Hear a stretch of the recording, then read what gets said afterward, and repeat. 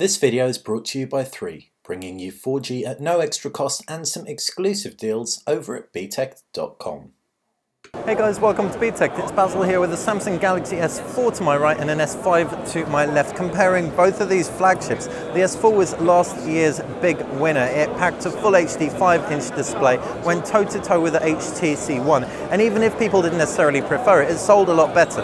Samsung hopes to repeat the success and improve on it with their newly announced Galaxy S5. We're going to start off by talking about the design of both, and while they look very similar from the front, turn it around and everything's different. You can see the hyperglazed Samsung Galaxy S4 looks much more fingerprint prone, whereas the Samsung Galaxy S5 with its soft touch backing and dapple texture is significantly snazzier, but it's also less prone to fingerprints. It's available in a more demure black and white version, not to mention a purple version too.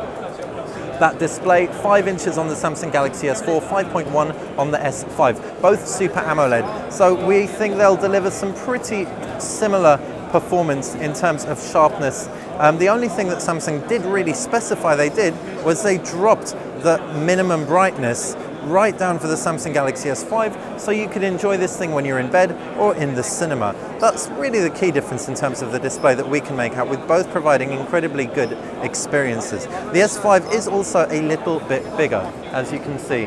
Bigger surface area up top and bottom. If we take a look below the screen, you've got buttons, home buttons on both. But the home button on the Samsung Galaxy S5 is also a fingerprint sensor too. You've got capacitive buttons either side. On the right-hand side, you've got power button, and down below, you've got micro USB ports. Now, another key difference, the Samsung Galaxy S5 is water resistant and dust proof, and that is a micro USB 3 port underneath a flap.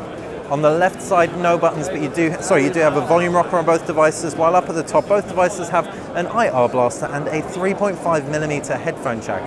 Flip that round, 13 megapixel rear-facing camera with flash, 16 megapixel rear-facing camera with flash and heart rate monitor.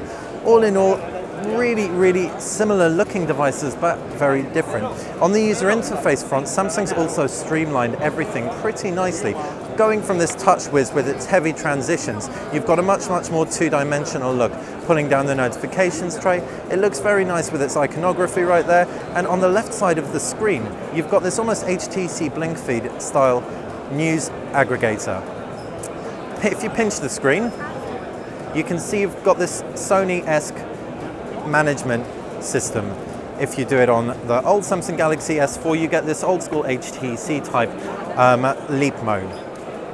As far as the applications go, they will be very similar across devices, although they will be more fully featured on the Samsung Galaxy S5 with, for example, S-Health, tracking your heart rate.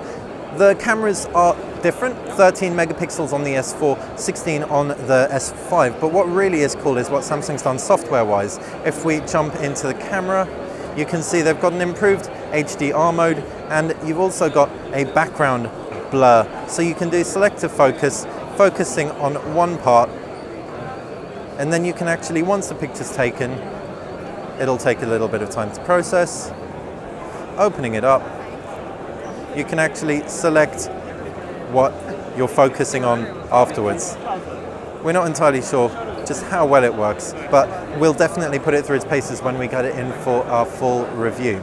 Other key highlights, quad-core processors in both devices, Snapdragon 600 1.9 GHz, Snapdragon 801 clocked in at 2.5 GHz, 2 GB of RAM, both with 16 GB or 32 GB internal memory and micro SD expandable. LTE, Cat 4 LTE on the S5, regular LTE on the Samsung Galaxy S4. That's been a quick comparison. Hopefully you've enjoyed, hopefully you found it informative in helping you figure out what's different between these two similar looking devices. If you have enjoyed it, like the video. If you like the channel in general, make sure you subscribe and head over to btech.com, where you can find the latest in smartphone tablet news, reviews, and some awesome deals as well.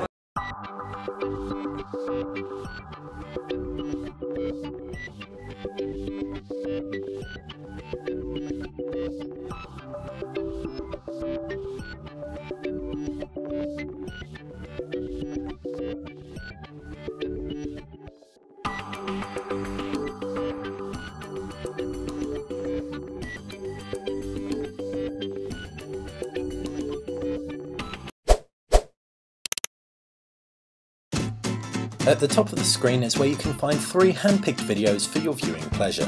On the left is where you can subscribe, and on the right hand side you can find some exclusive deals if you head over to btect.com.